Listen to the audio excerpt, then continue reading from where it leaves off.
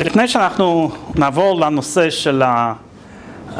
של היום, אולי רציתי להוסיף איזה שני דברים לגבי הנושא הקודם.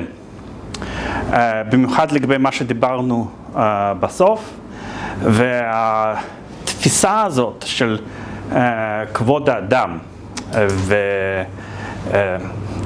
והמושג של דיגניטס שנובע מזה שאדם הוא יש לו איזשהו היבט בנפש שאי אפשר למחוק אותו, שהוא בצלמו של האל. זאת אומרת, הוא יכול להיות לא בדימויו של האל, כאן הוא יכול לרדת, לעלות, ובכלל להגיע לאיזשהו מצב מאוד ירוד, אבל העניין הזה של הצלם תמיד נשאר אותו. עכשיו, הרעיון הזה והמוטיב הזה הוא די חשוב באיך שמתגבשת האתיקה החברתית, בוא נאמר, של העולם המערבי. כי לתפיסה הזאת של כבוד האדם יש השלכות גם בהיבט התיאולוגי, אבל הן יכולות להיות גם בהיבט שהוא נטול תיאולוגיה, אבל הרעיון, הדימוי של העניין הזה נשאר. ואומנם לא בכל זמן ולא בכל מקום יש איזושהי הצמדות עקבית לעיקרון הזה, אבל העיקרון הזה כן משפיע על דרך שבה אנשים חושבים ומרגישים לגבי הערכים הבסיסיים של החברה.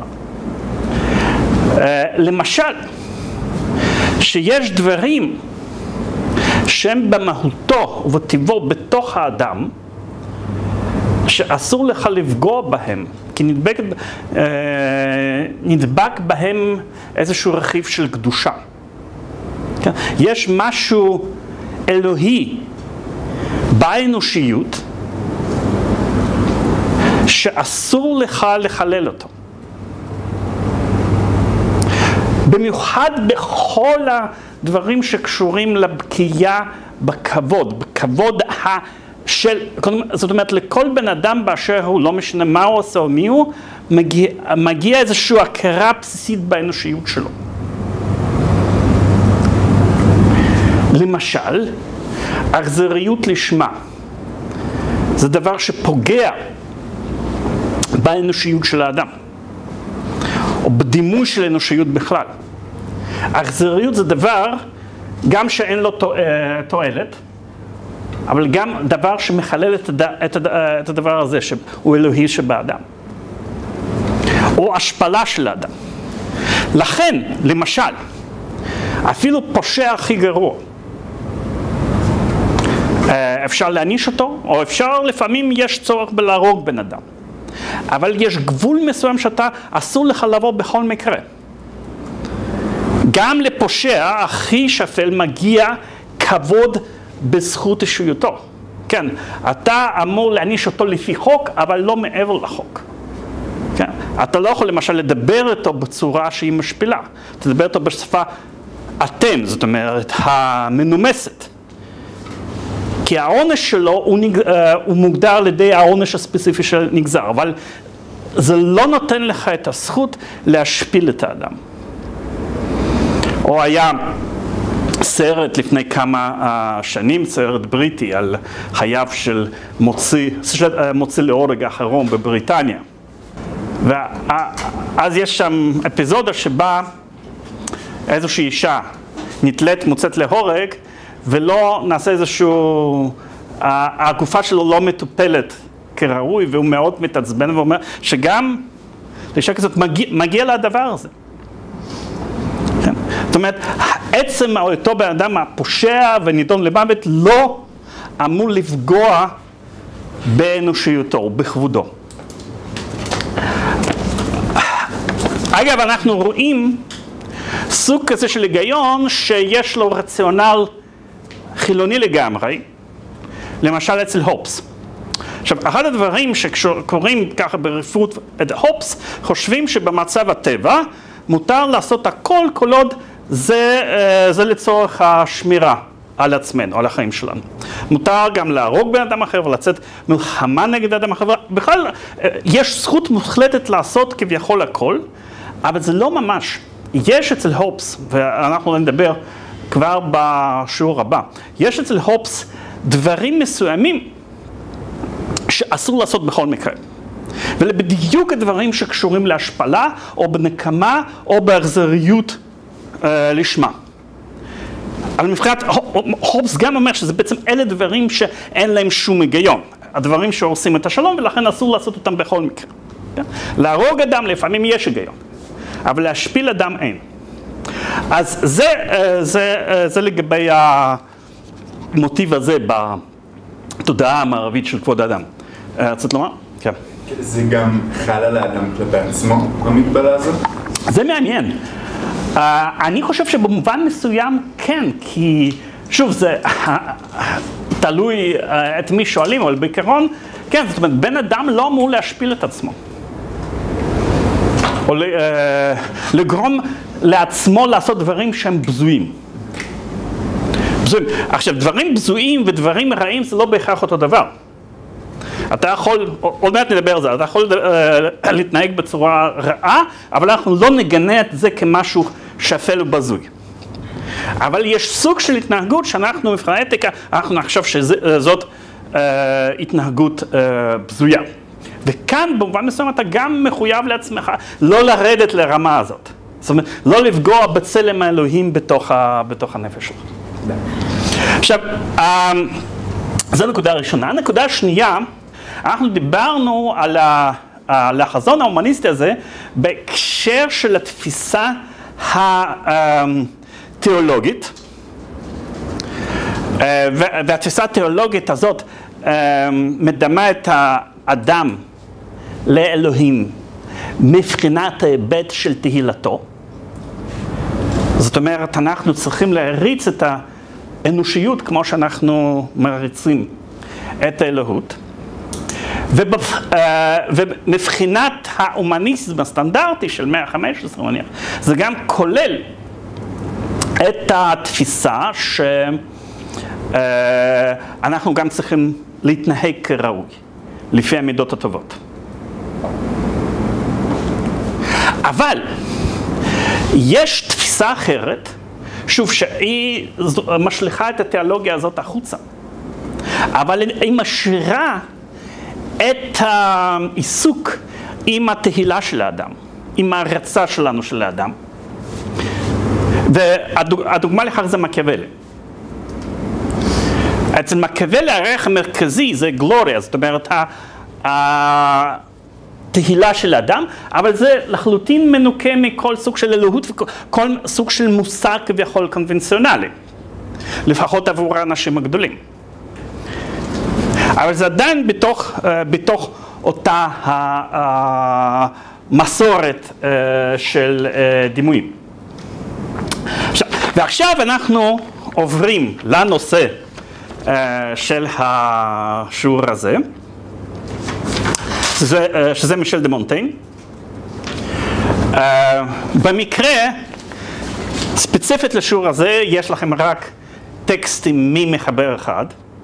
בכל שאר הנושאים יש טקסטים משני מחברים. אין מאחורי זה איזושהי מחשבה או איזשהו רעיון מיוחד למה. כך פשוט יצא.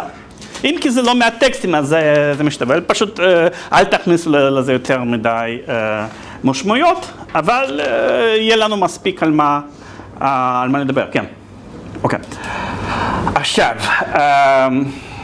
מישל דה מונטיין, הוא היה בין אצולה מדרום צרפת של המאה ה-16, הוא חי בין 1533 עד 1592. הוא היה עשיר, אבא שלו הרבה שנים היה ראש העיר של בורדו,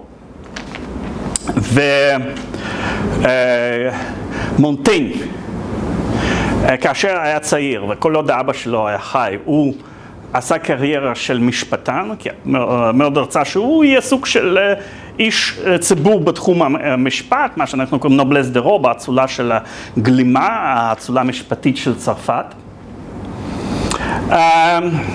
יש לומר אחרי מותו של אבא שלו, כאילו הוא ממש עוזב את התפקיד הזה ומסתגר בביתו, בטירתו, יש שם מגדל שהוא למעלה יש לו חדר עבודה והוא מתחיל לכתוב. והכרך הראשון של הכתבים שלו, שהוא נותן להם שם חדש, אסה.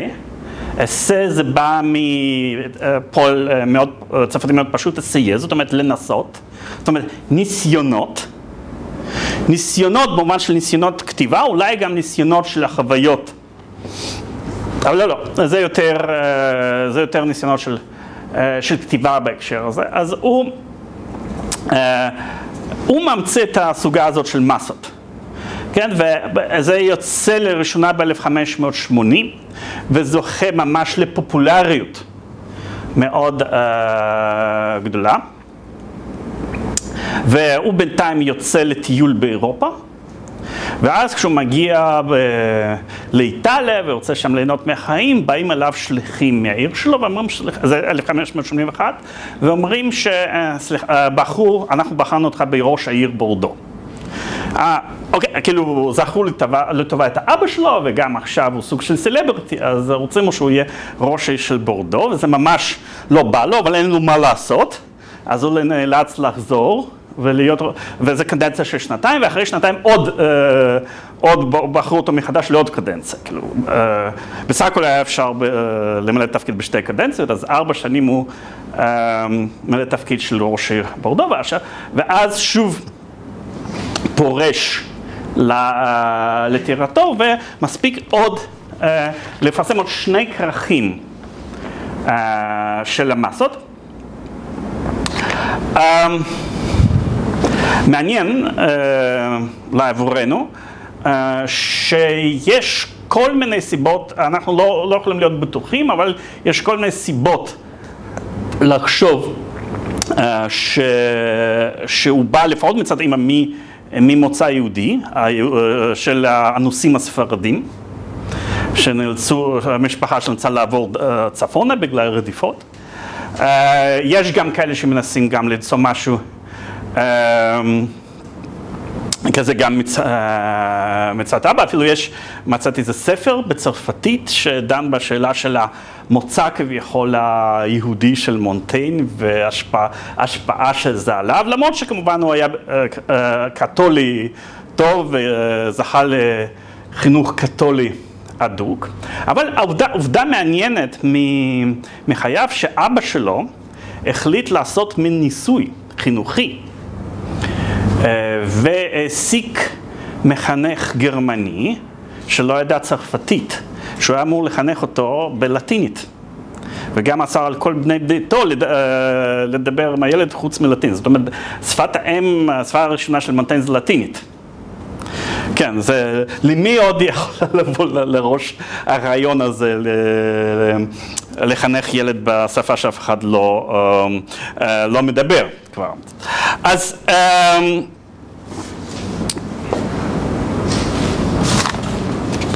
מונטיין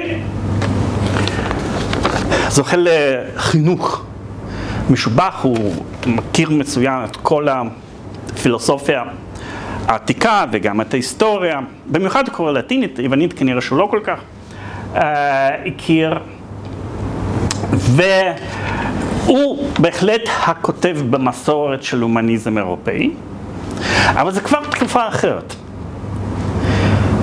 אם ההומניזם הגבוה שאנחנו חושבים עליו זה אמצע מאה ה-15, או סוף מאה ה-15, אנשים כמו פיקו, עכשיו זה כבר 100 שנים לאחר מכן, והאופנה האינטלקטואלית משתנה. זאת אומרת, מה משתנה?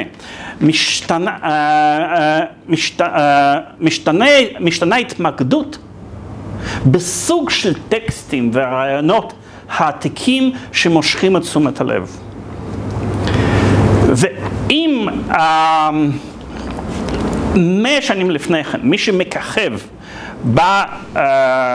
בדימויים של ההומניסטים, זה הכותבים כמו קיקרו, והתפיסה המוסרית שקשורה בעיקר לקיקרו, שמושפעת גם מהסטואיקנים, גם מהאריסטוטליאנים. כשאנחנו מגיעים לסוף המאה ה-16, יש פריחה של אסכולות אחרות, או השפעה של אסכולות אחרות. ויש 3 אסכולות שמאוד משפיעות על מונטייgne. כן? אפשר למצוא שם הדים של כל אחד מהם ככה בערבוביה ובכל מיני, בפרופורציות שונות.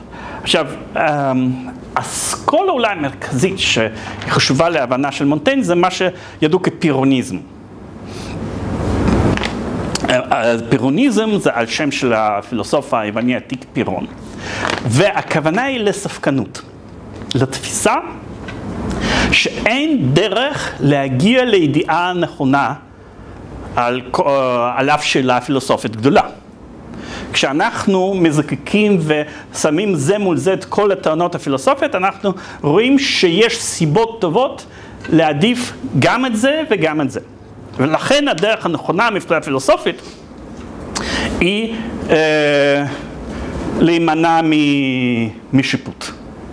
להגיד שאנחנו לא יכולים לדעת.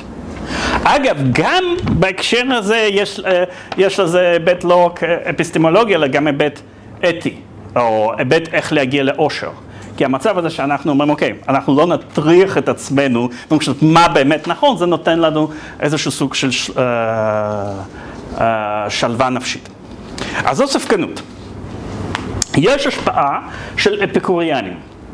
כן, על אפיקוריאנים דיברנו. ועוד אסכולה מאוד חשובה, זה אסכולה של סטואיקנים, אבל במיוחד של הסטואיקנים המאוחרים. הסטואיקנים שקשורים לשמו של סינקה. זה כבר מהראשונה לספירה בקיסרות הרומית. וכל מיני כותבים באירופה של סוף המאה ה-16 שמתחילים לכתוב ולהגדיר את עצמם כסטואיקנים החדשים. מכאן המושג של הזרם הנאו-סטואי, שהוא מאוד נפוץ בסוף המאה ה-16, תחילת ה-17 באירופה. ואני ככה, בינתיים אני פשוט מסמן את הדברים האלה, אחר כך אני קצת אסביר איך הם פתאום מוצאים את ביטויים בכתיבה של מונטייgne. עכשיו, מונטייgne הוא בהחלט דמות מאוד חשובה בהיסטוריה של הנושא שאנחנו דנים בו, זה היסטוריה של אינדיבידואליות. מה שהוא מכניס לספרות ולהגות האירופאית, אולי לא הראשון, אבל בהחלט המכריע ביותר, זה הרעיון של אינטרוספקציה, זאת אומרת, בחינה עצמית. הכתיבה שלו זה הניסיון, או הוא מציג את זה כניסיון. לפחות כך הוא מכריז על הכוונה שלו, כבחינה של עצמך. להבין מה זה האני שלי, מי זה האני שלי. ומונטייgne פותח מסורת שלמה, בוודאי בספרות ובהגות הצרפתית, אבל גם באופן כללי, בספרות האירופאית, של הכתיבה שבו אתה מתבונן בעצמך ומנסה להבין וללמוד את עצמך. ואת זה אנחנו רואים, את הצהרת הכוונות הזאת אנחנו רואים ממש במבוא. מה כתוב שם במבוא? במבוא לכרך הראשון של המסע. שהמטרה של הכתיבה שלו זה לנסות להעביר איזשהו משהו מעצמו. כן. והוא אומר, זה ספר כנה. אני בכלל לא בא להסתיר משהו. אני יושב כאן בטירה ואני מנסה לא להבין את הדברים הגדולים שקורים בעולם או את המציאות הפיזית, אני מנסה להבין את עצמי.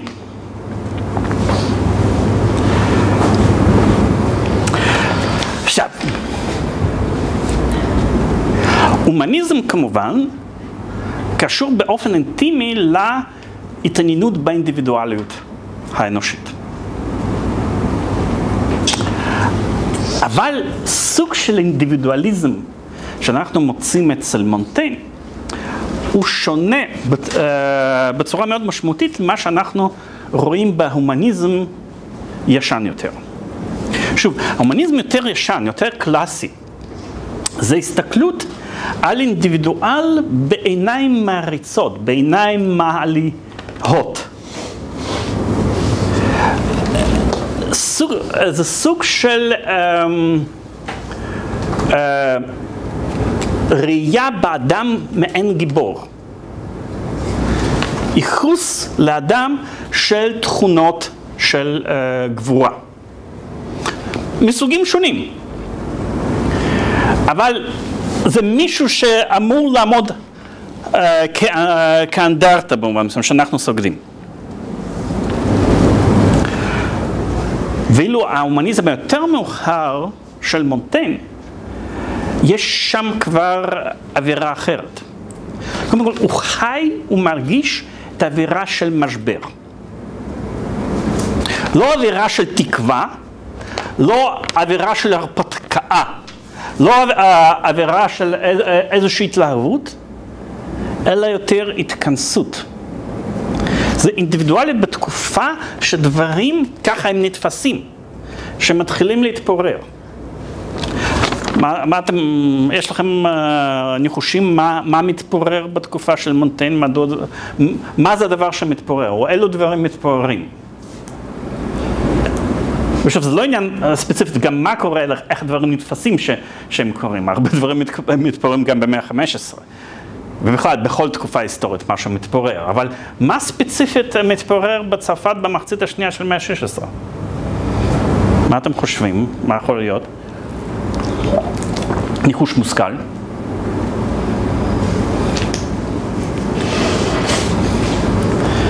מחול זה מאין באתם.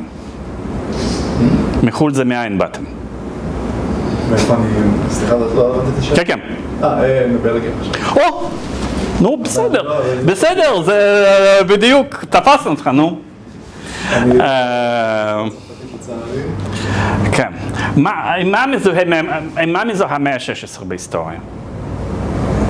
הניחוש היחיד שאני יכול לתת זה אחד מהשיאים של המלחמות של העות'מאנים עם הכוחות הקתולים. העות'מאנים, אתה הלכת יותר מרחוק, למרות שכמובן העות'מאנים חשובים בהקשר, לא, זה בדיוק, כן, רפורמציה, מה זה רפורמציה? בעצם למה זה משבר? ואיזה סוג של משבר זה? משבר של בעצם הגמוניה של הכנסייה הקתולית ברומא. אוקיי, ולמה זה משבר? למה אנחנו צריכים לתפוס את זה כמשבר? זה יהיה קצת ציני אם אני אענה במילה הפרטה, אבל הרעיונות שמתפזרים שם הם... זאת אומרת, ברגע שיש ויש חיבור מהותי בין הכוחות של המונרכיות האבסולוטיות של צרפת היא אולי מהראשונות להיות מונרכיה שדיוויין כאילו... אין עדיין, זה מ-16. אבל קודם כל, אז נכון, אבל במילים אחרות זה משבר של אמונה.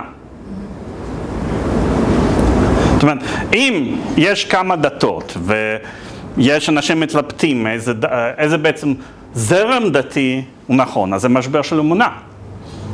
ולצד משבר של אמונה, מה אנחנו רואים גם איזה משבר נוסף שמלווה את משבר האמונה? מה אתם חושבים שבדרך כלל קורה בתקופות כאלה? מה? משבר פוליטי וכיתוב, שבדרך כלל אנחנו, וכיתוב בצורתה קיצוני, איך אנחנו קוראים לזה? כשכיתוב מגיע למלחמת אזרחים, נכון? זאת אומרת, מלחמת אזרחים בצרפת, שאנחנו מחשים אותו בערך מ-1562, 1592. זאת אומרת, כל חייו בוגרים של מונטיין, זה בתקופה של מלחמת אזרחים, שהוא חלק מהסיפור הזה.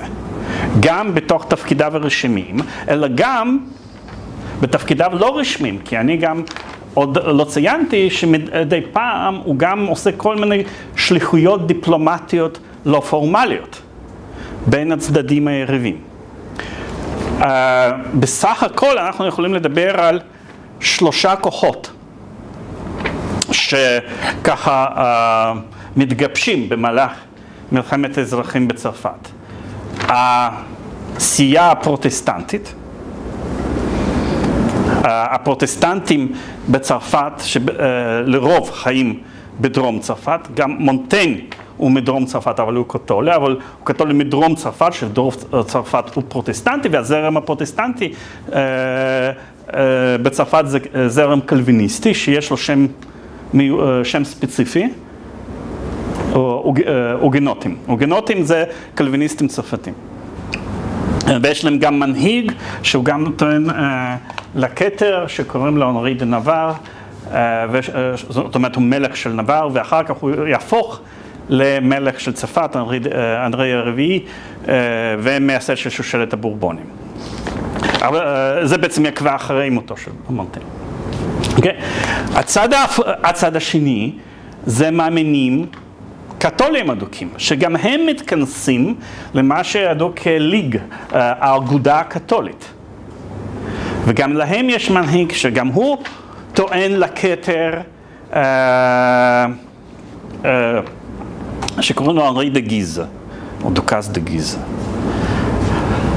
ובאמצע ביניהם מי נמצא?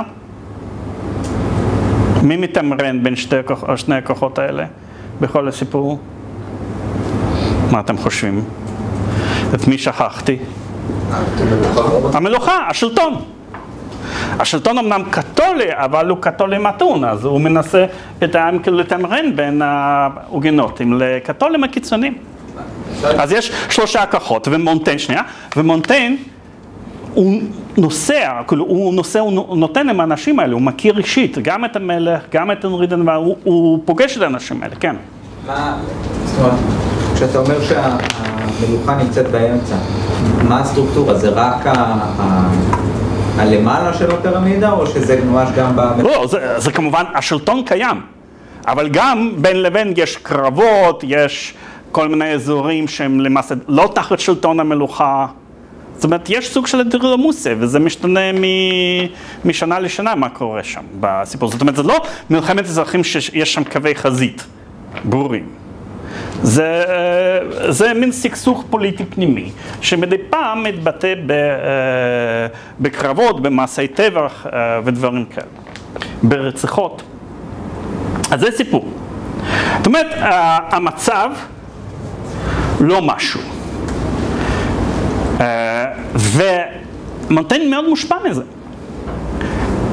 הוא מהתחושה הזאת של משבר. וההומניזם שלו, וכשהוא חושב וגם קורא את ההגות של העבר, מאוד מושפע מרוח הזמן. דבר ראשון, כשיש לנו תחושה של משבר, אז זה גורם לנו להיות פחות בטוחים לגבי הידיעה שלנו, לגבי מה אנחנו יכולים לדעת. במיוחד כשאתה רואה את כל האנשים בכל הסיעות שהם מאוד בטוחים בצדקת עצמם, ואתה אומר, רגע, אבל מי כאן הצודק? פתאום סמכויות הישנות של הידיעה ככה מתפוררות. ואתה תגיד, אוקיי, זה כמו היום אומרים, כאילו, לך תדע מי צודק, אם מומחים מה שהם אומרים זה נכון או לא נכון. אתה נמצא באיזשהו סוג של התלבטויות. המציאות פתאום לא בטוחה. במובן הזה שאם יש סדר מאוד ברור, סדר חברתי, סדר ערכי, אז הכל איך שיש לך סכמה ברורה בראש. אבל כשדברים מפסיקים להיות בתנועה, הם זורמים, הם משתנים. אז גם זה משפיע עליך פנימית. אתה מאבד את הוקטור, את הוקטורים האפיסטמולוגיים, את הוקטורים המוסריים שלך. קודם, נניח, אתה יכולת לומר, האינדיבידואליות שלי מגיעה לשיא כאשר אני הופך לבן אדם שיודע הכל. כשאני מגיע לידיעת האמת, זה פיקו יגיד את זה. כאן, מכיוון שאי אפשר, כבר אתה לא בטוח אם בכלל אפשר להגיע לידיעת האמת, אז אתה גם פחות בטוח לגבי האני שלך עצמך. מי אתה בעצם? ואולי גם האני שלך משתנה כל הזמן בהתאם לנסיבות. ואז מה שמונטייג' אומר,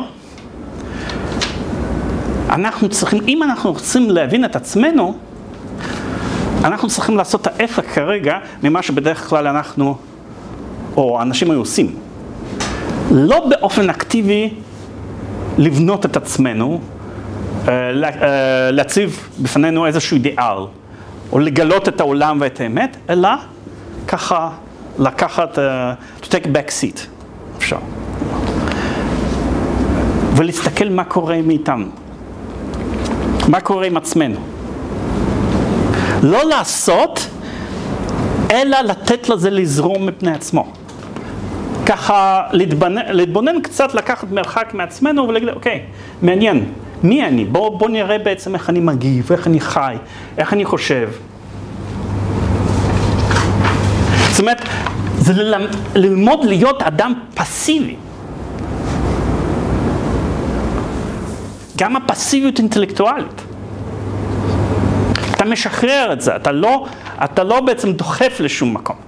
אתה יושב אצלך בטירה ואתה מסתכל, מתבונן. אגב, לכן, הקריאה במונטייג' כל כך, יש תחושה שהיא לא דורשת מאמץ. לרוב כשאנחנו קוראים את מונטייג', אני חושב, אני לא יודע אם זה אצל כולם כך, אבל בדרך כלל אתה, רגע, זה כבר כך הרבה עמודים אני קראתי, בדרך כלל רוב הדברים שאנחנו קוראים, אנחנו אומרים, אוקיי, נו, מתי אני אעבור לעמוד הבא ועמוד הבא, וזה כאילו, הוא פשוט נותן לנו לזרום ככה איתו. זאת אומרת, אנחנו בסוג של מדיטציה כשאנחנו קוראים אותו. ולכן כל כך מענה לקרוא אותו. ולכן הרבה אנשים כל כך התפעלו מהכתיבה של מונטייג'. כי יש כאן איזושהי תחושה של שחרור שאנחנו לא מחויבים לשום דבר. והוא אומר, בכתיבה שלי אני לא מחויב לשום דבר. אני יכול פתאום, איפה שהמחשבות שלי לוקחות אותי, אני זורם אותם. ולפעמים אני יכול להגיד דבר הפוך ממה שחשבתי פעם. לפעמים פתאום בא לי לסטות לנושא אחר, אז אני הולך בעקבות זה. לפעמים זה הגזמה, כי מאחורי זה יש אולי יותר חשיבה מאשר מונטייג' רוצה לגרום לנו להאמין. אבל עדיין, זה מן הצהרת כוונות. מתוך הכתיבה הזאת, תחשף בפנינו איזושהי אינדיבידואליות, לא כגוש מוצק של האני הברור, שזה משהו שניתן להגדרה, אלא אינדיבידואליות יותר משחקת, פחות מחויבת, גם פחות מחויבת לעצמה, או פחות מחויבת לדעות שלה. יותר זרם של תודעה.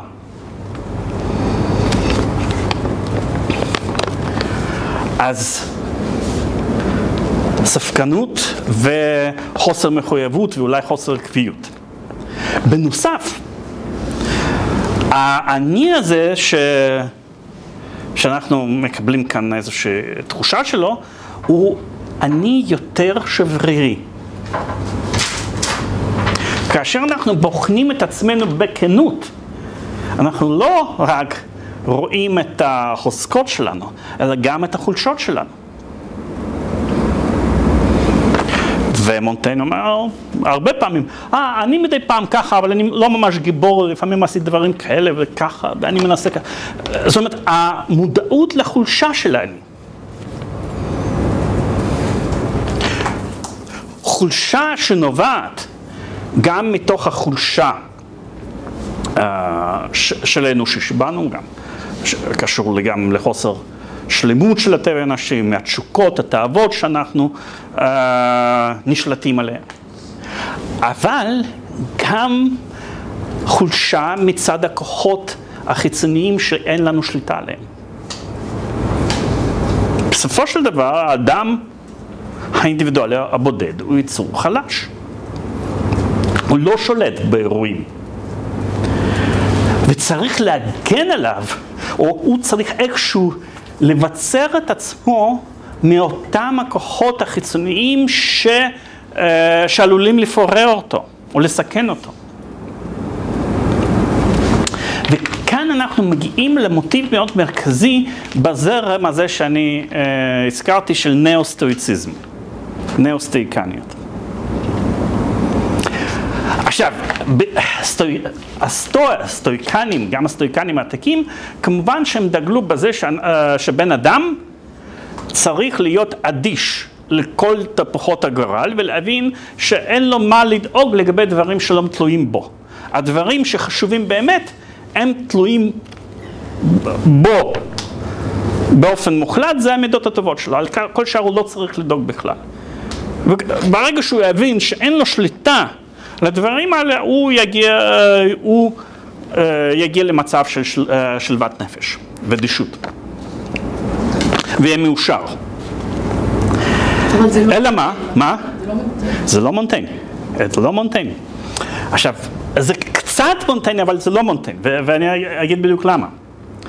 כי בהיסטוריה הזאת, הקלאסית, יש משהו הירואי, משהו מגבורה. אני מין מבצר כזה שאני עומד ושום דבר לא אכפת לי, אני הגיבור.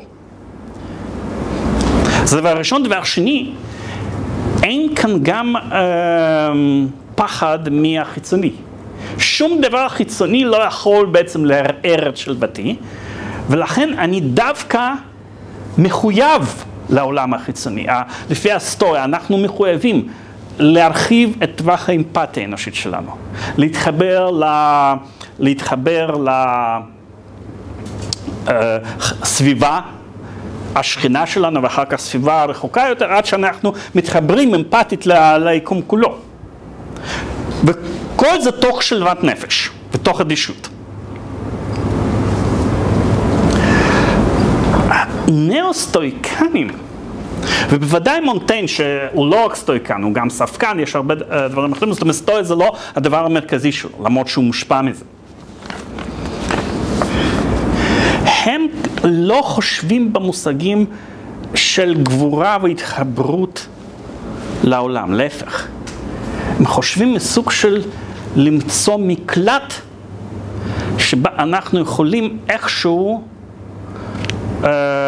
למגן את עצמנו מכל הדברים שקורים בחוץ. שאנחנו נחיה במבצר פנימי מתוך ההבנה שאנחנו חלשים. ואולי אנחנו כן צריכים איכשהו למלא את כל התפקידים החברתיים שלנו, אבל אנחנו צריכים לדאוג כל שאף אחד לא יצליח לחדור לנפש שלנו כדי לפורר אותה. לשים סוג של המגן סביב הנפש שלנו. זאת אומרת, הנאו-סטואיקניות הזאת היא הרבה יותר הגנתית מאשר אסרטיבית. והערך מבחינת הסטואיקנים ובמיוחד נאו-סטואיקנים, הערך היא כאילו התמדה.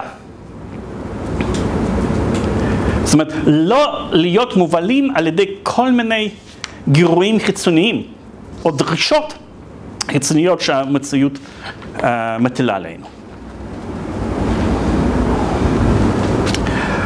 עכשיו, ועוד נקודה חשובה שעבור מונטייג מרכזית, והוא בעצם מכניס את זה לדימוי התרבותי, הספרותי שלנו, זה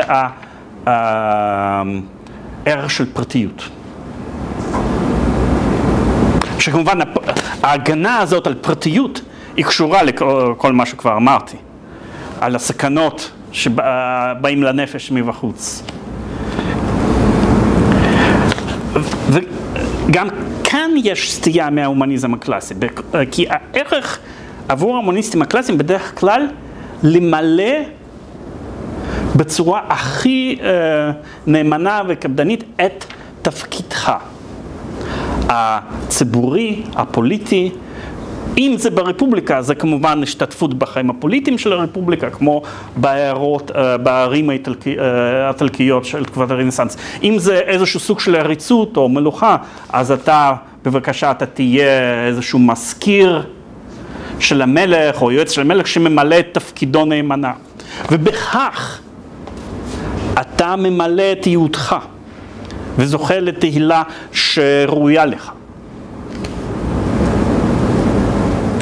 אבל כאן, אצל מונטיין, הדרישות החברתיות והציפיות החברתיות זה איום פוטנציאלי. אנחנו צריכים עד כמה שפחות לחפש את המעורבות בענייני החברה. זה לא אומר לגמרי להתנזר או לדחות כל תפקיד שמוטל עלינו, אבל אנחנו צריכים איכשהו לפחות לנסות להתרחק מזה נפשית. לא להיות יותר מדי קשור או לטבוע עמוק במאבקים החברתיים או בתפקיד החברתי שלנו. שוב, כי הדבר הזה עלול לפגוע בנפש שלנו שאומרת חברתית. הוא אמר איך זה עלול לפגוע בנפש שלנו? כן, נדבר על זה. אבל לפני שאני אדבר על המעורבות בחיים הציבוריים והפוליטיים, אז בואו נדבר דווקא על הטקסט, הטקסט העיקרי שהייתם אמורים לקרוא, כי הוא קשור להבנה של מונטיין של אינדיבידואליות והמגבלות של אינדיבידואליות. לפני שאני אגיד מה יש לי לומר על זה, אז אולי יש לכם משהו לומר על אני מתכוון למעשה על ידידות. מה חשבתם? אותי מאוד סקרן זה שבהתחלה הוא מאוד מדגיש את האינדיבידואליות, הוא מאוד בטח, הוא אפילו אמר שמתאר למה הוא כל כך אוהב את דלה בוסי, כי זה היה הוא וזה הייתי, כאילו זו הסיבה. אבל מיד אחרי זה הוא כאילו מתאר את סייבה בתור לגמרי מיזוג של הרצונות ולגמרי כאילו כמעט עיבוד של האינדיבידואליות שמוכנים לדבר אחד. אז זה המעניין. אמרת את כל הדברים החשובים, אז אני יכול כבר, לעזוב וזהו. אז אני כבר, אתם לא צריכים אותי, אבל בכל זאת אני אפרט עכשיו בהרבה משפטים את מה שאתה אמרת במשפט אחד. כי זאת הנקודה העיקרית. עכשיו, למרות החשיבות של הפרטיות עבור מונטיין, הוא לא קורא להתבודדות מוחלטת, או לבידוד של העני. וזאת למה? כי גם התחברות למשהו, למישהו, זה גם צורך טבעי של העני. כי שום עני לא יכול לחיות בצורה מספקת בתוך איזושהי בדידות לבד. אז זה חלק מהטבע האנושי שאנחנו לא יצורים שלמים. אנחנו זקוקים לפרטיות, אבל יש גם דברים אחרים שאנחנו זקוקים להם. אז אנחנו צריכים להתמזג גם עם מה שלא אנחנו. השאלה היא אבל, איך אנחנו עושים את זה בלי לאבד את עצמנו? בלי לשמור על אותה אינדיבידואליות פרטית של כל כך יקרה לנו. זאת השאלה של הגדולה שלו. עכשיו, אנחנו כבר ראינו את הדיאלקטיקה הזאת של הדגשת האני על מנת להתגבר על האני, גם בתיאולוגיות הקודמות. גם במודלים הקודמים. זאת אומרת, אתה מדגיש ומטפח את האני כדי שבסופו של דבר אתה תתמזג עם מה? החברה. עם החברה זה אפשרות אחת, נניח זה אפשרות איך שהאידיאל של יוון העתיקה, כשאנשים יתחילו לחשוב על זה, או אפשרות אחרת. מישהו אחר. לא, לזה נגיע עכשיו, אבל או חברה או מה, כאילו כשאנחנו חושבים על אלוהים. או ביחד, זאת אומרת, חברה של קדושים בעולם הבא מול התמזגות עם אלוהים, אבל חשוב מאוד ששני דברים האלה יישמעו, גם האינדיבידואליות של הנפש שלך, שהיא לא יכולה להיעלם, היא צריכה להישאר אינדיבידואלית, אבל היא גם באופן פרדוקסלי ממוזגת לגמרי מהכלל. זאת אומרת, דפוס החשיבה הזה הוא כבר קיים, זאת אומרת, אין כאן שום דבר מפתיע. אבל מונטן, לא שהוא אומר, אבל אני אומר שזה נגזר משם, הוא אומר, זה בלתי אפשרי, כי קודם כל, לך תדע, הוא לא אומר את זה כמובן ככה, לך תדע אם יש אלוהים. אם אנחנו לוקחים את הספקנות עד למסקנה הרדיקלית שלה, אז אנחנו לא יכולים לדעת שום דבר על זה, באופן ודאי. ואם אנחנו ספקנים חברתית, לך תדע אם יש חברה אידיאלית כזאת. ומונטן עוד מעט נגיע לזה, גם בטוח שאין חברה אידיאלית, כי השירות לחברה דורש שאתה תהיה בן אדם, שאתה תעשה דברים בזויים. אין דבר כזה שאתה תמלא איזשהו תפקיד ציבורי חשוב ולא תלכלך ידיים. אז לכן, אין אפשר, אין לך עם מה להתמזג, לא עם הטוטליות של החברה ולא עם הטוטליות של אלוהות. כן. יכול להיות שרוסו הושפע ממנו? רוסו ודאי הושפע ממנו, כמעט כולם הושפעו ממנו, פסקל בוודאי הושפע ממנו. אני חושב שבעניין האהבה פרוסט הושפע ממנו, אהבה וידידות. עכשיו, אבל רוסו בוודאי, כולם.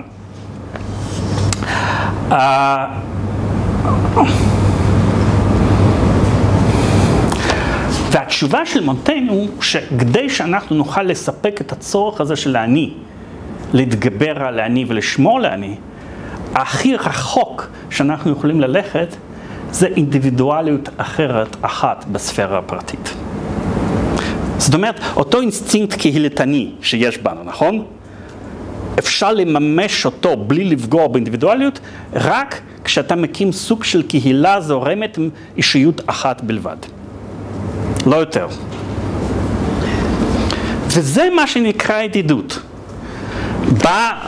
במובן הנשגב שלה.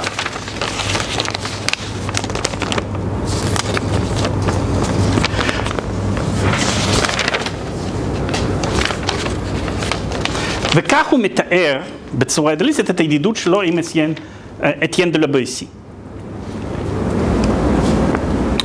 ועל מנת להבין בעצם מה הייחודיות של הדבר הזה, אפשר לספר היסטוריה של מחשבה אירופאית, איך שהיא רואה בכלל את המושג של ידידות ביחס לתפקיד הידידות כדבק חברתי. אחד הראשונים, טוב, כמעט כולם מדברים על ידידות כמובן. עכשיו, ידידות, המילה היוונית למשל זה פיליה, ופיליה זה, יש לה טווח משמעויות הכי רחב שרק ניתן לדמיין, מהאהבה הכי לוהטת עד איזושהי חיבה מזדמנת, אוקיי? וידידות רגיל. אז אחד הראשונים שמדבר זה אפלטון. מה הוא אומר לחברות? אפלטון, מה הוא אומר? בפוליטאה הוא אומר שאצל חברים הכל במשותף, נכון? ולכן, הדבק של אותו מעמד השליט במדינה, הוא צריך להיות חברות מוחלטת, זאת אומרת שותפות מוחלטת בכל. התכחשות מוחלטת לכל דבר פרטי, כי כל דבר פרטי מפריד. וברגע שיש משהו מפריד, אין סולידריות בקבוצה הזאת. כאילו לא אכפת לו מה קורה במעמד הנמוך, אבל מה שחשוב זה שיש זהות מוחלטת במעמד הגבוה.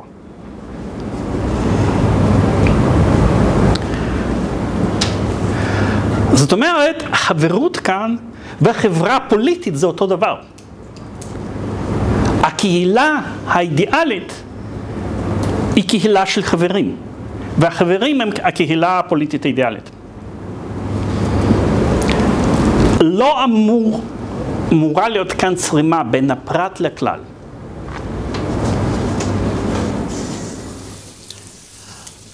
אגב, כשהזכרת לכם את אוגוסטינוס בשיעור שעבר, ועל ההבדל, איך שהוא רואה את הרכוש הפרטי והרכוש המשותף, אז הוא לא חושב שהרכוש הפיזי יכול להיות משותף, כי הוא בחזקת הפרט ואין דרך לשלב בין שתי בעלויות, אבל הרכוש האינטלקטואלי, התבוננות משותפת בטוב, זה משהו שכן יכול להתקיים באופן קומוניסטי. ולכן בחברת הקדושים בעולם הבא, ששם קיים רק עולם של רוח, לא קיים עולם של חומר. אז גם שם יש חברות מוחלטת, אין רכוש פרטי. אתה יכול לחזור בבקשה על מה זה אומר שאין זרימה בין הפרט לכלל? אין צרימה. אין מה? צרימה, לא צורם שום דבר. זהות אינטרסים בין כלל לפרט.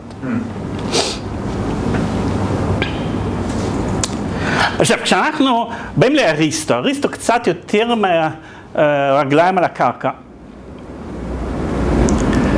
אז מצד אחד הוא כן משאיר את הרעיון הזה של החברות האידיאלית. מה זה חברות אידיאלית? חברות במלוא מובן המילה, זה האהבה המשותפת לטוב הכללי.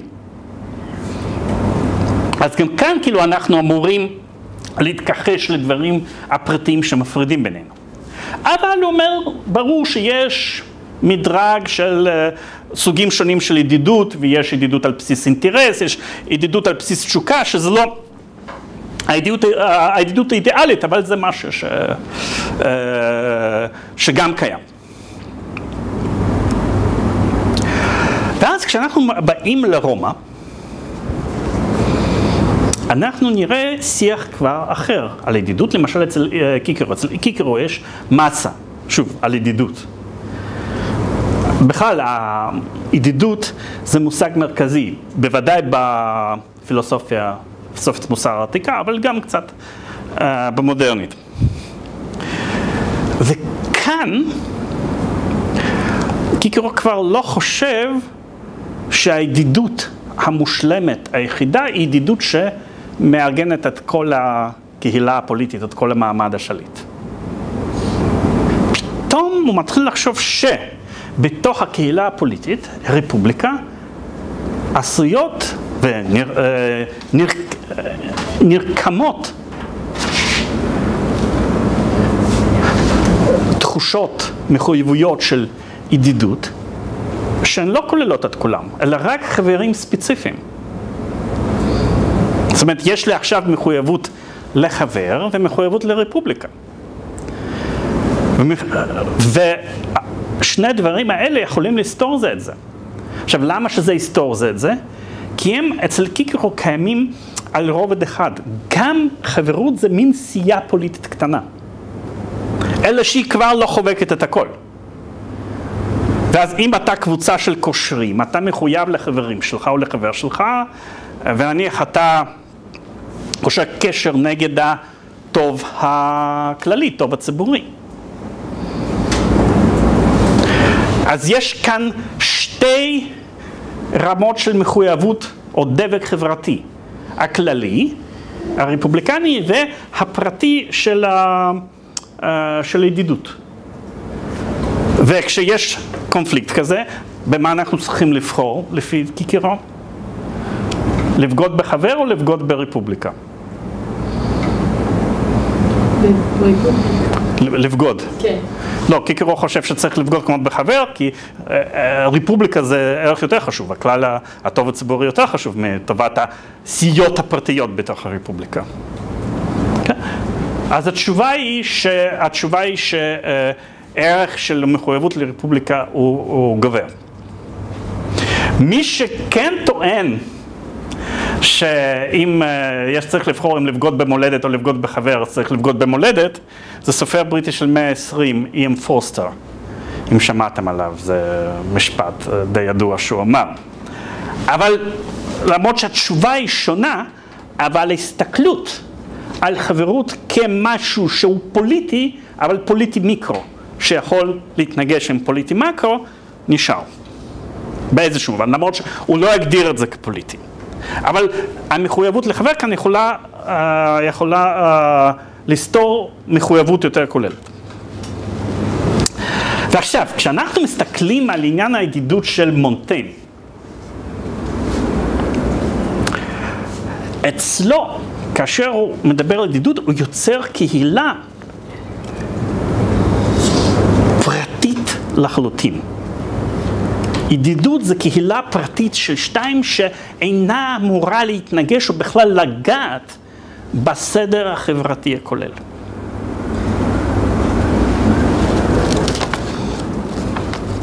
אבל הדבר הזה יכול להיות אפשרי רק כאשר ידידות זה שני אנשים. הידידות לא יכולה להתקיים כבר במספר של 3. כי אותו דבר ספציפי שמונטייgne מחפש, איזשהו קשר עם משהו או מישהו אחר, בלי שזה ייצור,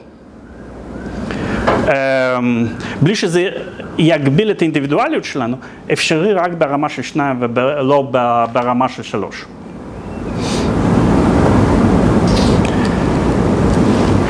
אגב, מעניין למה זה. עכשיו, אני חושב שהתשובה או הפילוסופית הסוציולוגית הכי מעניינת, אפשר לגזור אותה מסוציולוג פילוסוף שאנחנו נדבר עליו בשיעור האחרון, זה גיאורג זימל. אם אתם קוראים את הכתבים הסוציולוגיים שלו, אחת ההבחנות המרכזיות שם זה ההבחנה הפורמלית בין יחסים של 2 ליחסים של 3. זאת אומרת, דינמיקה של יחסים של 2 אנשים היא באופן רדיקלי, לא משנה באיזה, או אפילו לא אנשים, 2 כוחות שונים, היא באופן אינטגרלי שונה, איכותית, מהדינמיקה כשיש 3. ויותר מזה. מה בעצם נוצר כאשר יש 3 ולא 2? כל יחסים של 3, מעבר לזה, דורשים מיסוד. אלה לא יכולים להיות יחסים זורמים לגמרי. ביחסים של 2 יש אפשרות של אינטרסובייקטיביות שלא יוצרת איזשהו מצב אובייקטיבי. מה שאמרתי עכשיו זה ברור? או... אתה יכול לחזור את זה בצד. לעזור זה לא יעזור, השאלה היא מה, כאילו, אם אני אעזור לאותם מילים זה לא יעזור, פשוט אני רוצה להבין. כן, אבל עכשיו תגיד מה לא ברור. כל המהלך סביב אינטרסובייקטיביות של 2. אוקיי, תראה, העניין הוא כזה, כאשר, עכשיו, תחשוב על אינדיבידואליות של לחלוטין זורמת וספונטנית. אותו האני שיכול לנוע לכל מקום שמונטייgne יושב ומתבונן בתוך עצמו ומוצא את אותה אינדיבידואליות שלא מוגבלת על ידי כלום. יש לה, היא נעה כפי שהיא רוצה, באופן חופשי לגמרי. עכשיו, היא רוצה לשמר את התנועה הזאת, אני מנסה להסביר את זה במילים שלי, בתוך אינטראקציה עם עוד איזושהי אינדיבידואליות אחרת. והדבר הזה באופן פרדוקסלי, מסתורי אפשרי. זאת אומרת, יחסים של 2 שהם תמיד משחק ואף פעם אין לו כללים. כשהוא מדבר על זה שאני לא הייתי צריך להגדיר אותו וללבן אותו רעיונות, כי מה שאני חשבתי גם הוא חשב, מה שאני הרגשתי גם הוא הרגיש. זאת אומרת, זה זרימה ספונטנית חופשית של 2 ישויות שלא מגדירים את היחסים ביניהם. היחסים ביניהם לגמרי חופשיים. זהות שבאה מתוך איזושהי זרימה ספונטנית. שוב, פרדוקסלית זה קורה, כי זה גם לחלוטין אינדיבידואלי וגם, בעת ובעונה אחת, גם התגברות על אינדיבידואלית, כי אתה לחלוטין ממוזג עם השני. עכשיו, כאשר יש לך שלושה צדדים לדבר, זה כבר בלתי אפשרי. אתה צריך להסדיר את היחסים, אתה צריך למסד אותם.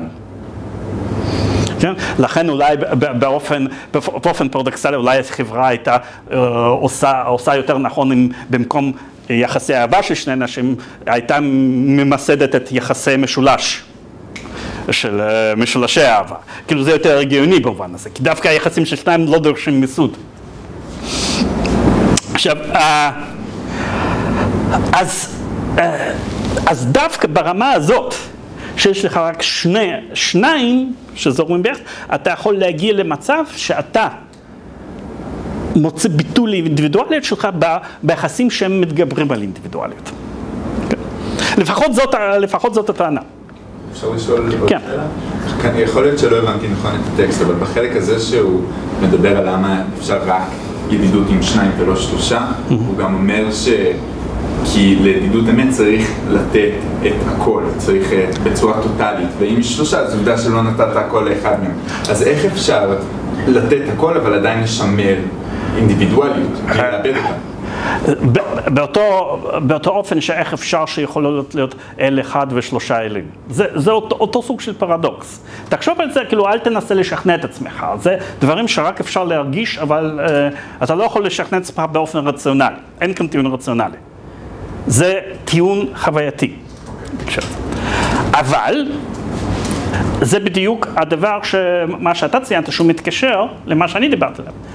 כי אגב, גם יחסים של שניים הם לא בהכרח עולים ומגיעים לכדי רמה כזאת של התמזגות טוטלית. הוא אומר, ידידות כזאת קיימת רק פעם באלף שנים, ובמקרה זה מה שקרה לשנינו. אז רוב היחסים של שני אנשים, זה בדרך כלל לא מגיע לרמה של ידידות, ואז הוא פוסל כמעט כל סוג אחר של יחסים. מה הוא למשל פוסל? הוא אומר שהם לא ידידות כאילו? כן, שהם לא ידידות במובן הנעלה הזה. אב ובן. אב ובן, נכון. זה גם גבר ואישה. גבר ואישה. וגם אחים. אחים. לא זוכר. מה זה האהבה היוונית? וגם מבוגר שהוא חונך אותו. כן. אז עכשיו, למה כל אחד מזה זה לא עובד? למה זה לא מגיע לכדי ידידות אמיתית?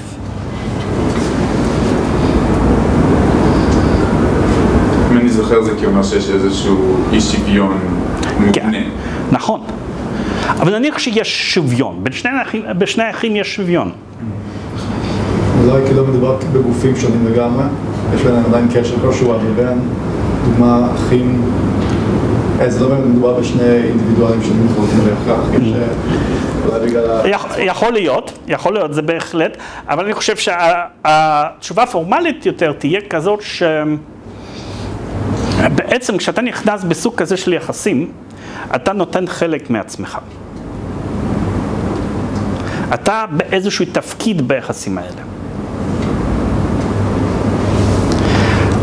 הידידות האמיתית, שוב, אפשרית רק שיש נתינה מוחלטת של כולך.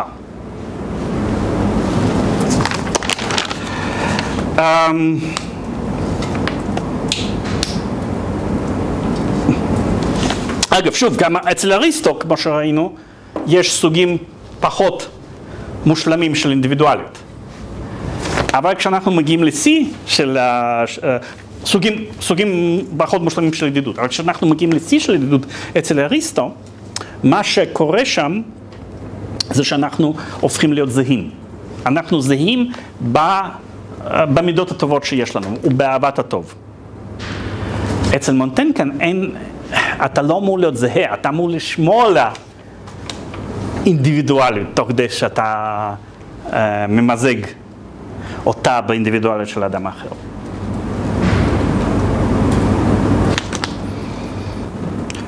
אוקיי, אז זה לגבי ידידות.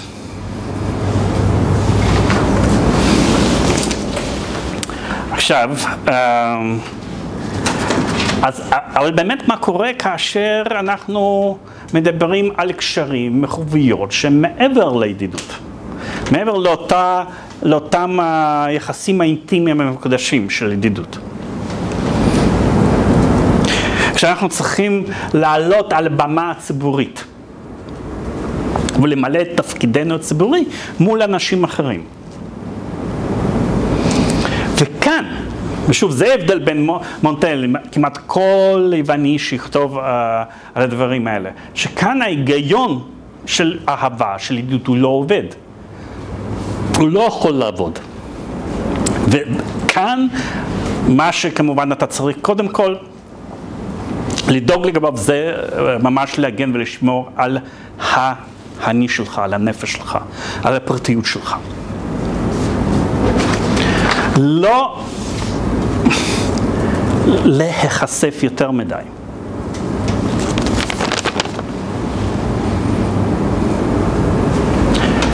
ולכן מונטייל מאוד מאוד זהיר, מאוד חשדן לגבי כל סוג של מחויבות ציבורית. בכלל, מכל סוג של התלהבות בענייני הציבור, יותר מדי, זאת אומרת, האיש שמוצא את עצמו, מבטא את עצמו בתוך איזושהי עסקנות ציבורית קדחתנית, מאוד מאוד, הדבר הזה מאוד חשוד בעיני מונטייל.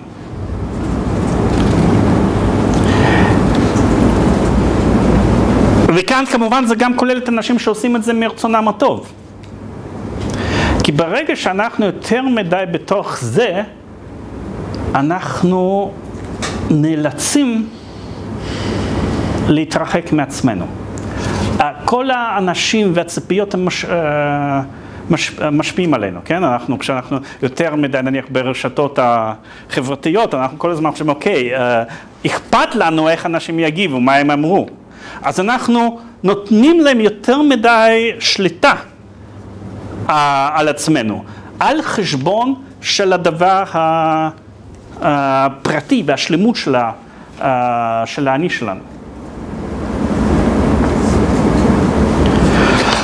ואנחנו צריכים תמיד לזכור, כך הוא ממנתן, שאנחנו יותר מהתפקיד שלנו, מהמקצוע שלנו.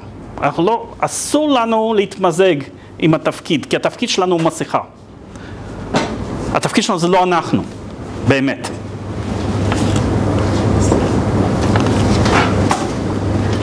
עכשיו, ולמרות זאת, אנחנו הרי יודעים שמונטייל כן מילא בנאמנות את התפקידים הציבוריים הרשמיים ולא רשמיים שלו. כי הוא גם היה נגד כל דבר קיצוני, והוא אמר, אוקיי, אני לא אתחיל לעשות מין פוזות ועכשיו לעמוד נגד ולהגיד, אני לא אעשה את זה. טוב, אם מינו אותי, אז זה גורל שלי, אני צריך למלא את התפקיד הזה. ומה שחשוב כאן, שאני לא אטבע נפשית בדבר הזה, שאני אתייחס אליו קצת באירוניה, קצת בריחוק. שזה לא יסחוף אותי ושאני אהיה רק שקוע בתפקיד הזה. והוא כותב על זה במסות, במיוחד במסות המאוחרות שלו. אז יש כאן כמה תסריטים שככה אפשר למצוא אצל מונטייל, או משהו מגלגל בראש. תסריט אחד זה מה שקרה לו. שפתאום מאיזשהו סיבות יש חובות שמוטלות עלינו מאיזושהי שגרה של המעמד שלנו. כן? זה קרה לו שבחרו אותו להיות ראש עיר של בורדו. זה לכולם יכול לקרות, כן? אז זה קרה לו. אז מה? אז הוא מספר, לפחות הוא מתאר איך הוא הרגיש, מה הוא חשב, איך הוא התייחס לעבודה הזאת. ואז הוא מתאר את זה, שוב, זה תיאור שלו, אנחנו צריכים לשאול אנשים אחרים, תיאור שלו, שהוא, אוקיי, הוא ניסה לעשות את הדברים האלה בצורה, כאילו, למלא את החובות שלו בצורה נאמנה, אבל לא יותר מדי. הוא היה קצת, הוא אמר, לא אהבתי את הדבר הזה, והייתי קצת עצלני,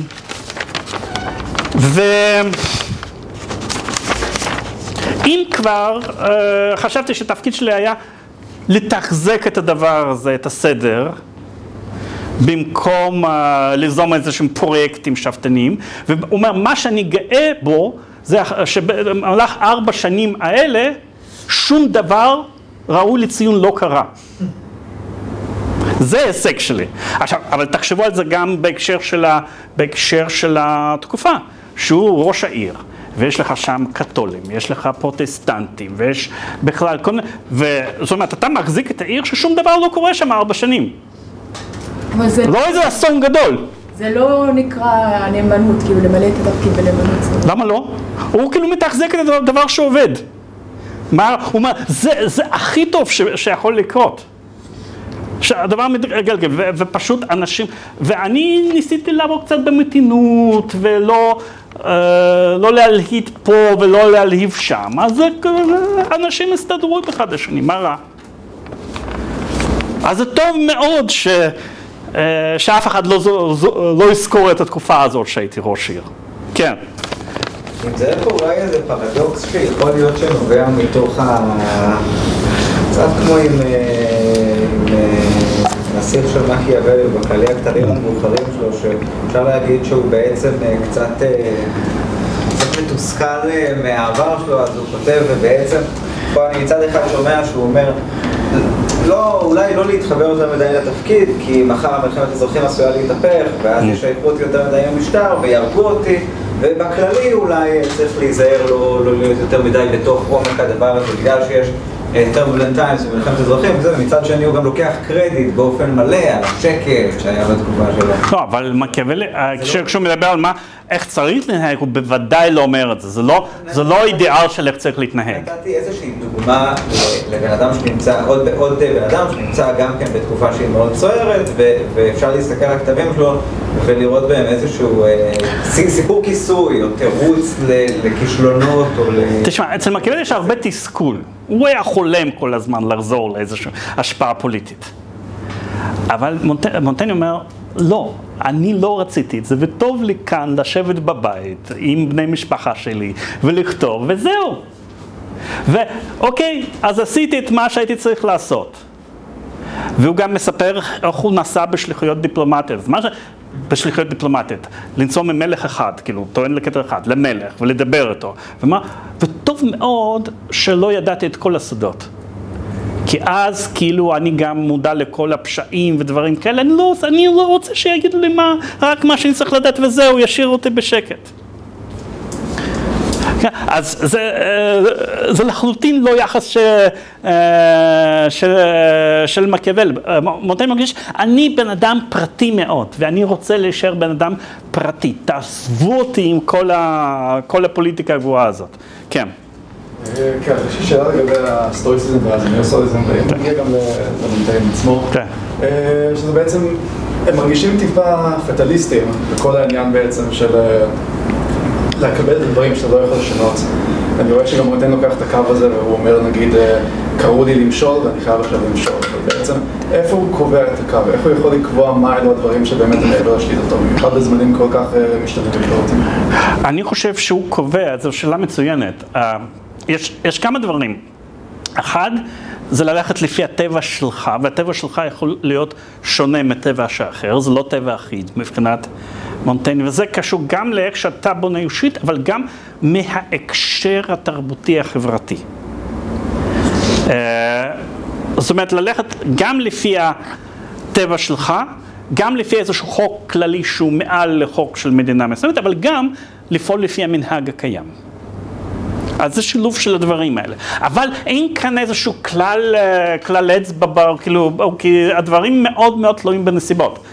שם של אחד המסות שלו, של אותם אמצעים יכולים להביא לתוצאות הפוכות, ושם של מסה אחרת היא שאמצעים שונים יכולים להביא לתוצאה זהה. כן, זו ספקנות, נכון? האינדיבידואליזם שלו זה מאוד אינטואיטיבי לעומת האידיאומיזם הקלאסי יותר, ששם הדגש היה לאינדיבידואליות יותר כוחנית ויותר תפסנית ורציונלית, זה קונטרסט כל כך גדול שקשה להסתכל על זה כהומניזם באיזושהי צורה. חד משמעית. השאלה איך אתם מבינים את ההומניזם? זה הומניזם במובן של זה מסורת הומניסטית לחלוטין, ושוב זה מלא יש לו ידע אנציקלופדי של כל ההיסטוריה והרטוריקה והפילוסופיה הקלאסית, היוונית והרומית. אז במובן זה לחלוטין הומניסטי. אוקיי, עכשיו, אבל זה קל, הגישה שלו זה מאוד קל כשאנחנו מדברים על תפקיד כמו ראש עיר, נכון? בסופו של דבר, כשאתה ראש עיר אתה יכול להתעלם ממלחמת אזרחים. אבל כשאתה עוסק בפוליטיקה גדולה, כשאתה מלך או איזשהו מדינאי חשוב, אתה לא יכול להתעלם מזה, נכון? אתה צריך לקבל החלטות קשות, אפילו כשאין לך מלחמת אזרחים, פשוט כשאתה מדינאי, אז אתה עומד, ניצב בפני החלטות מפוקפקות מבחינה מוסרית. זה בדיוק שנים שמופיע, נכנס למילון האירופאי, מושג רג'וני די סטאטו, או רזון דטה בצרפתית. תירוץ של האינטרס של המדינה, כן? זאת אומרת שהמדינה, הוא אמור לעשות פשעים למען הטוב הכללי. עכשיו, וכאן מונטייל מצא לנו איזושהי דרך נוספת, תשובה נוספת לעומת ההומניזם קלאסי וההומניזם של מקיאוולי. אצל הומניסטים הקלאסיים התשובה תהיה, הם קוראים את קיקירו, וקיקירו אומר, בספר שהם כולם קוראים, שנקרא לחובות, הוא אומר, תתנהג ביושרה, תהיה בן אדם הגון, ורק דבר הגון הוא מועיל. שום דבר שהוא לא הגון הוא לא מועיל. אז אתה צריך פשוט להיות בן אדם, להתנהג לפי מידות טובות.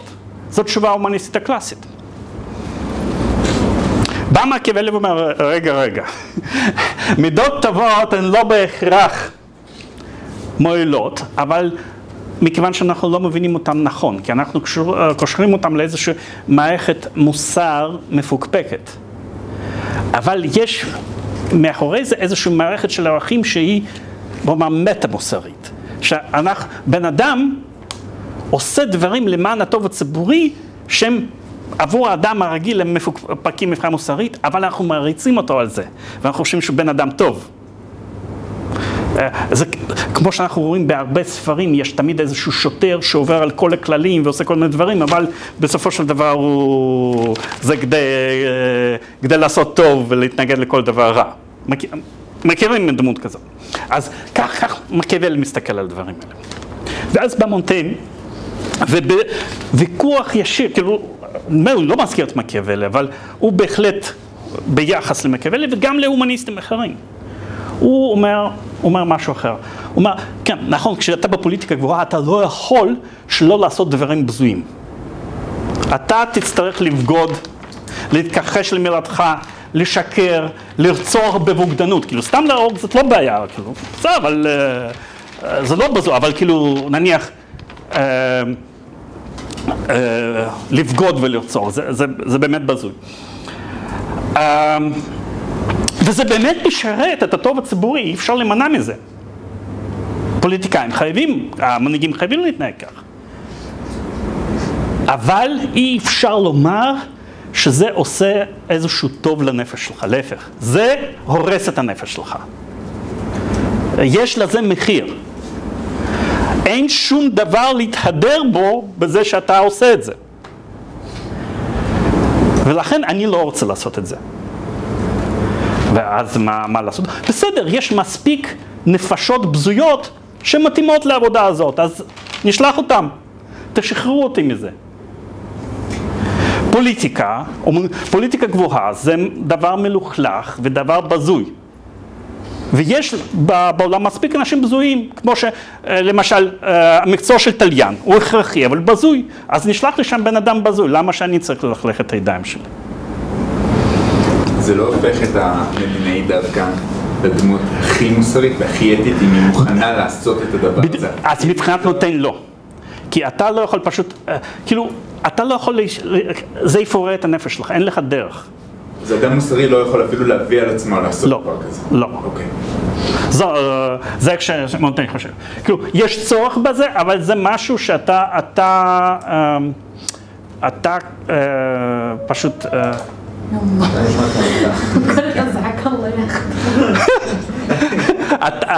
אתה פשוט הורס את עצמך. כן. אז אם כי יש, שוב, יש אנשים בין מדיניים שהוא מאוד העריך כסוג של יוצאים מן הכלל. שוב, אצל מונטן אנחנו תמיד יכולים למצוא כל דבר שאנחנו רוצים. אז יש מדינה מדינה צרפתי אחד, שהוא מאוד מעריץ לאורך כל העשור הזה שהוא כותב את המסות האלה. אם כי הוא בדרך כלל לא נוקב בשמו, שזה אנרי דה נאבר, אנדרי הרביעי העתידי. הוא שם משבח את תכונות שלו, למשל היעדר הקטנוניות שלו. ודווקא אימנות עד כמה שניתן, אני מניח שגם הוא חשב שהוא אף פעם, לא קרה שהוא הצליח למלט מזה, גם מדברים בזויים. למשל הוא מביא כדוגמה את העובדה שאנרי דה נאבר הוא לא מקיף את עצמו במשמר יותר מדי גדול, כי הוא אומר, אוקיי, גורל, מה שיהיה יהיה. אבל אני לא מוכן ככה להסתגר מאחורי כאילו, שומרי ראש. אגב, בסופו של דבר, ב-1610 כמלך כבר נרצח, דרך אגב. כן, אבל זה יקרה לך מכיר. אז, או שהוא נותן דוגמה של איזשהו מדינאי יווני, שאפילו כאשר בשדה הקרב הוא היה מאוד אמיץ, אבל נמנע תמיד להרוג ידיד שלו, או מישהו יתארח אצלו. אבל מה קורה כשאתה תהיה אבוד, הרוס, אם אתה לא תתנהג בצורה זדונית או בזויה? הוא אומר, לפעמים אולי כדאי להשאיר את זה לאלים, שאני לא אתנהג רע ואולי הם איכשהו היטיבו אותי בגלל הדבר הזה. הוא נותן דוגמה לעוד בן אדם אחד ביוון העתיקה, שרצח את אחיו. למה הוא רצח את אחיו? כי אחיו זמם לתפוס את השלטון בכוח ולהיות רודן, והוא ניסה להניע את אחיו מהדבר הזה ולא הצליח, ואז הוא רצח אותו.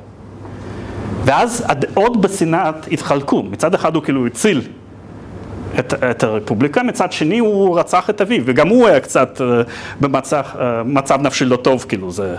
אז הם לא ידעו מה לעשות, או להרשיע אותו על הרצח, או להכריז עליו כגיבור. בסופו של דבר אמרו, יש לנו עכשיו מלחמה, ביקשו מאיתנו עזרה בסיציליה, אז אנחנו ממנים אותך מפקד הכוחות בסיציליה, ונראה איך אתה תתנהג שם.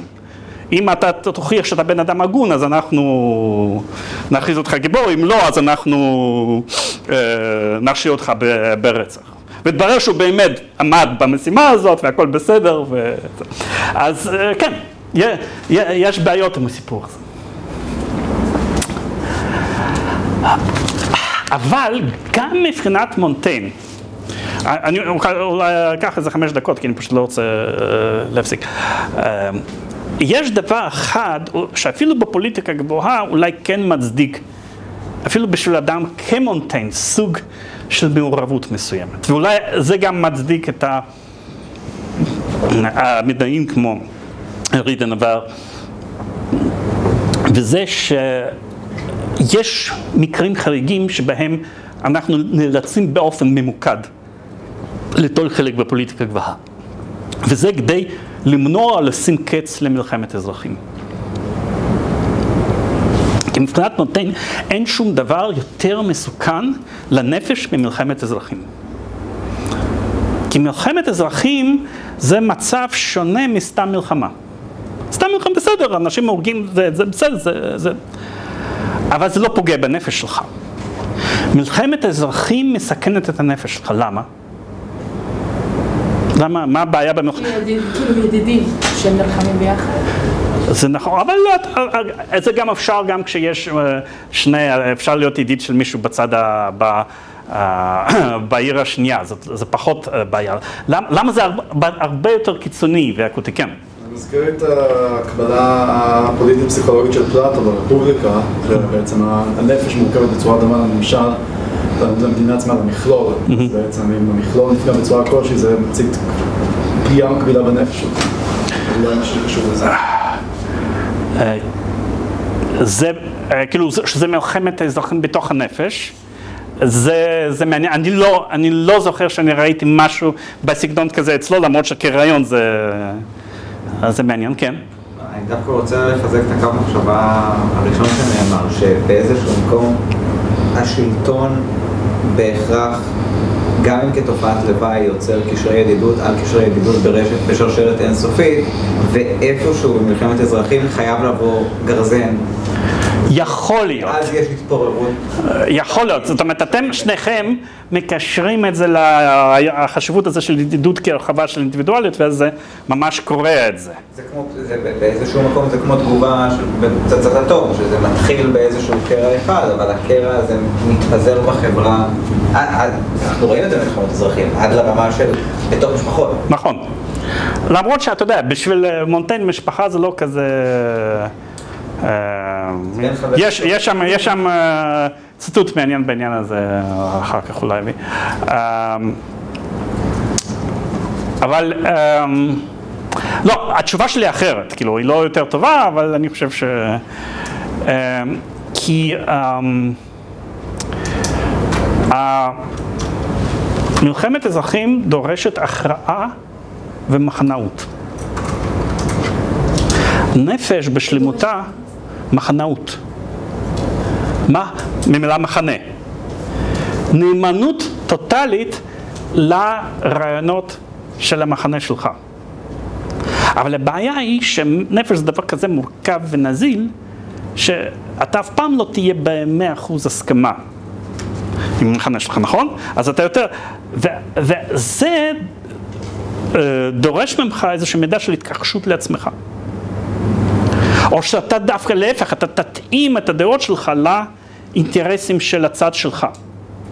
זאת אומרת, אותו דבר נזיל קצת מתעתע כמו הנפש שלך, ועדיין האינדיבידואליות החופשית שלך, היא שמים עליה איזושהי כותונת, משוגעים שאתה בעצם צריך לפעול רק לפי איזשהו קו מפלגתי. וזה דבר הרסני לנפש. זה הורס מה שנקרא אינטגריטי הפנימי. וכשמדובר במלחמה בין נניח שתי מדינות, אז אתה לא אמור להתחייב רעיונית, נפשית, לאיזשהו... אתה פשוט עושה את זה כי אתה ממלא את תפקידך כאזרח נאמן למדינה. אבל כשאנחנו מדברים על מלחמת אזרחים, אתה גם חייב כאילו להאמין, אם אתה פרוטסטנטי, אז אתה צריך להאמין בכל הדוגמות הפרוטסטנט. ומונטיין אומר, אני לא מוכן. אני קתולי שנאמן למלך, אבל זה לא אומר שאני לא, אסור לי להודות בכך שגם לצד השני יש תכונות טובות. זה לא אומר שאני בוגד בצד שלי, אני פשוט אומר, כאילו, זה מערכת איך שאני רואה אותה. ומלחמת, ההיגיון של מלחמת האזרחים, הוא הורס, הוא מבטל את האפשרות הזאת. ולכן, מבחינת מונטיין, כל דבר עדיף על מלחמת אזרחים, אפילו משטר סמכותני. כי משטר סמכותני לא נכנס לנפש שלך. אלא אם כן, והוא לא כותב על זה, אנחנו מפרספקטיבה של 120 יכולים לומר, משטר טוטליטרי כן נכנס לנפש. אבל מצד שני, משטר טוטליטרי אפשר לומר שהוא נמצא במלחמת אזרחים מתמדת, בניגוד למשטר אוטוריטרי רגיל. אבל אם סתם מדובר נניח לציות של שלטון, יכול להיות של שלטון לא מושלם. אבל הוא לא נכנס לכאן, הוא לא דורש ממני איזושהי הצהרת נאמנות, מתמדת. לדוגמות שלי. ומכאן השברנות הפוליטית של מונטיין, הוא אומר, אנחנו צריכים לפעול לפי המנהג, לכבד את המנהג. לא כי אנחנו מאמינים באמת שמאחורי המנהג הזה, דווקא להפך, אנחנו לא מאמינים בכלום. אבל מתוך איזשהו כבוד לסדר הדברים שקורה. זאת אומרת, ההפרדה הזאת בין הצד הציבורי למסכה שלנו לצד הפנימי. הצד הפנימי צריך להישאר חופשי. אבל ציבורית אנחנו צריכים לא, בוא נאמר, לא להתגרות במנהג המקום, כי זה הורס את הדבר החשוב ביותר, את היכולת שלנו לחיות בשלווה ולטפח את הנפש שלנו. וזה מכניס אותנו לאנדרלמוסיה של מלחמת אזרחים. אבל גם כאן אי אפשר אף פעם לומר שמונטייין החזיק בתפיסה אחת. כי למשל, לאורך תקופה מסוימת הוא אמר, אוקיי, בסופו של דבר, על מנת למנוע את מלחמת האזרחים, צריך להישמע לאותן דוגמות דתיות, שהשלטון אומר שהן דוגמות דתיות. לא מכיוון שאנחנו מאמינים בהן, אלא מכיוון שזה פשוט בסיס של הסדר. אם כל אחד יקבע את הדוגמה הדתית שלו, אז זה הביא למלחמת אזרחים. אבל למשל במאס, אני שואלת לכם על חופש מצפון, הוא אומר, אוקיי, אולי דרך אגב יש דרך אחרת. במקום לקבוע דוגמות, דווקא לתת לכולם את חופש המצפון. וגם זה יכול למנוע את מלחמת אזרחים. אז זאת אומרת, הוא מחפש אפשרויות שונות. אוקיי, אז בשבוע הבא, אז יש שני טקסטים. אז אחד הוא ממש חובה, זה הובס, והשני, לא לכוח לחתוך ממנו, אז הוא יצא קצת ארוך, 60 עמודים באנגלית, זה של ויטוריה, של האינדיאנים האמריקאים. אז זה חובה, אבל אם אין לכם זמן אפשר ברפרוף. תודה רבה.